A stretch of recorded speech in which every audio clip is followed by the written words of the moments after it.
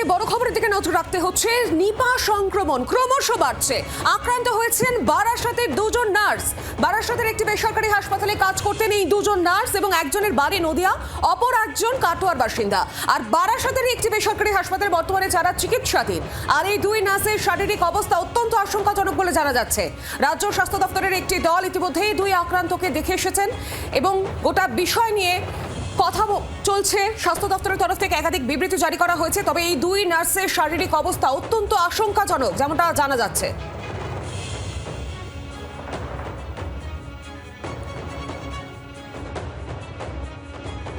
Nipah virus infection एक गंभीर zoonotic बीमारी है जो बहुत तेज़ी से फैलती है।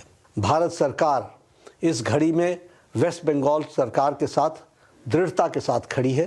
मुख्यमंत्री वेस्ट बंगाल की ममता बनर्जी की से बातचीत की है और उनको हमने कहा है कि आप निर्देशित करें अपने एक्सपर्ट टीम को कि वो एक्टिवली भारत सरकार के टीम के साथ मिलकर इस के रोकथाम में पूरी ताकत लगाएं और भारत सरकार और प्रदेश सरकार दोनों मिलकर के इस डिजीज़ को कंट्रोल करने के लिए ज़मीनी स्तर पर कार्य कर रही है।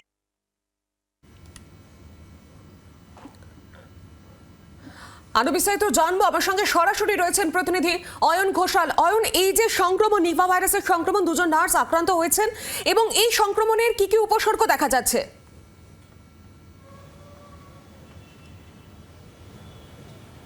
প্রথমে বলে রাখা দরকার যে কোভিড আমরা প্রত্যেকে অভ্যস্ত ছিলাম। একটা সময়ের পরে যখন কোভিডের ব্যাপক আউটব্রেক হচ্ছে তখন আমরা জানতে পেরেছিলাম যে কিভাবে আমরা নিজেরা আমাদেরকে কোভিডের হাত থেকে নিরাপদ বা সুরক্ষিত রাখবো। আমরা মাস্ক পরতে শুরু করেছিলাম, আমরা ফিজিক্যাল ডিস্টেন্সিং মেনটেন করতে শুরু করেছিলাম। কিন্তু নিপার ক্ষেত্রে সমস্যাটা হচ্ছে, নিপা এমন একটি রোগ যেটি বাদুরবাহিত ভাইরাস। এখন বাদুরবাহিত ভাইরাসটা ঠিক কিভাবে সরাসরি আমাদের সংস্পর্শে বা কন্টামিনেশনে আসছে আমাদের অজান্তে, সেটা বোঝার কোনো উপায় থাকছে না। ধরা যাক বাদুর কোনো একটি গাছে বাসা বেঁধেছে, সেই গাছ থেকে পড়েছে একটি ফল, সেই ফলটি পরবর্তী সময় বাজারে এসছে একদম সুদৃশ্য প্যাকিং অবস্থায়। আমরা সেই ফল খাওয়ার পরেও কিন্তু নিপাতে আক্রান্ত হতে পারি। অতএব এক্ষেত্রে নিপার যে আউটব্রেকটা মারাত্মক, যে আউটব্রেক নিপার, একটা সুস্থ সবল হাট্টা কাট্টা মানুষ তাকে 5 দিনের মধ্যে কোমায় পাঠিয়ে দিতে পারে, তার ব্রেন ড্যামেজ হতে পারে, তার ব্রেন হ্যামারেজের মতো ভয়ঙ্কর উপসর্গ তার শরীরে তৈরি হতে পারে। সেটাকে মোকাবিলার ক্ষেত্রে ঠিক কী কী ধরনের গাইডলাইন বা স্ট্যান্ড পয়েন্ট আমাদের নেওয়ার প্রয়োজনীয়তা আছে, এটা কিন্তু নিঃসন্দেহে এই মুহূর্তে কেন্দ্র এবং রাজ্য সরকার, অর্থাৎ কেন্দ্রীয় স্বাস্থ্য মন্ত্রক এবং রাজ্যের স্বাস্থ্য দপ্তর, সেখানকার চিকিৎসকরা একেবারে ডিটেলে মনোনিবেশ করে এর একটা ওয়ে আউট বা ফাইন্ড আউট বার করার চেষ্টা করছেন। এবং ইতিমধ্যেই কেন্দ্রীয় সরকার, কেন্দ্রীয় স্বাস্থ্যমন্ত্রী তিনি রাজ্য সরকারকে ফোন করেছেন এবং ফোন করে প্রয়োজনীয় যে কোনো সাহায্য, যে কোনো পরামর্শের জন্য একেবারে এই যে উইন্ডো, এটা কিন্তু ওয়াইডলি ওপেন করে রেখে দেওয়া হয়েছে। একেবারে অয়ন, কি কি ব্যবস্থা নেওয়া উচিত, কি কি করণীয়, তুমি সঙ্গে থাকো। আর এই মুহূর্তে আমাদের সঙ্গে রয়েছেন চিকিৎসক সুব্রজ্যোতি ভৌমিক।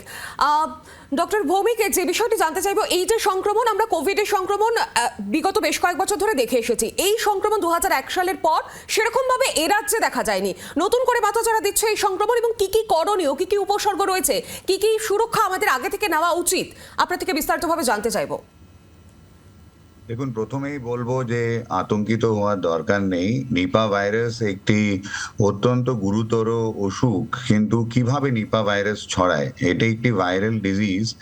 এবং যেটা অয়ন বললেন যে শুধু এই যদি কোনো ধরনের বাদুর হচ্ছে এর প্রাকৃতিক বাহক, মানে বাদুর দিয়ে এই অসুখটা মানুষের মধ্যে আসে। কিভাবে আসে?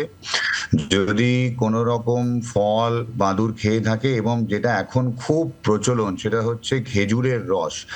যে কাঁচা খেজুরের রস যখন আমরা দেখছি এই শীতের মরশুমে, আমরা বেশিরভাগ আমরা এটা সেবন করে থাকি। এই কাঁচা খেজুরের রসের মধ্যে কিন্তু বাদুর যদি সেটাকে দূষিত করে, তার লালা যদি এটাকে দূষিত করে, তাহলে যদি এই খেজুরের রস তাকে গরম না করে বা বয়েল না করে খাওয়া হয়, সেই ক্ষেত্রে কিন্তু নিপা ভাইরাস শরীরে প্রবেশ করে করে যায় এবং শরীরে প্রবেশ করার পরে যেটা আমরা দেখছি সাইন্স বা সিমটমস যেগুলো আমরা বলি মাথা ব্যথা, জ্বর, গা ব্যথা হওয়া এবং অনেক ক্ষেত্রে বিভ্রান্তি হওয়া, ডিজিনেস বা খিঁচুনি হওয়া যদি হয়ে যায় সেগুলো কিন্তু রেড সাইন।